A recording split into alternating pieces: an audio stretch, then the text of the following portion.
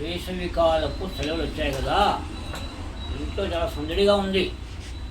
మా అబ్బాయి, కోడలు, మనవళ్ళు అంతా వచ్చి చాలా సంతోషం కలుగుతున్నాం.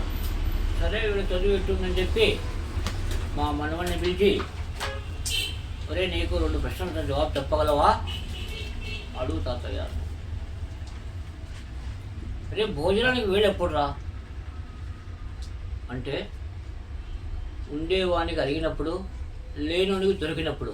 అబ్బో, ఎవరు చెప్పారా ఈ సమాధానం మీకు? సరే ఇంకోటి అడుగుతాను, చెప్తావా? అడుగు తాతయ్య. గంజి తెలుసా? తెలుసు తాతయ్య, దాని గురించి చెప్పురా. ఉన్నవానికి బట్టల కోసము, లేనివానికి పొట్టల కోసం.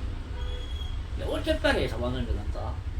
తాతయ్య నేను ప్రశ్న తాతయ్య, అడుగురా. మీ కాలంలో ఈ 5G 3G ఇవి లేవు కదా, అప్పుడు ఎట్లా జరుగుతుంది? ఎందుకు లేవురా? మాతాజీ, గురూజీ, పితాజీ అని ఉన్నారు మా కాలంలో. గురూజీ బెత్తం తీసుకున్న వాళ్ళు పెరిగాడనుకో, ఇంటర్నెట్, హోంవర్క్ అన్నీ వచ్చేసేదా. అలా తాతయ్య.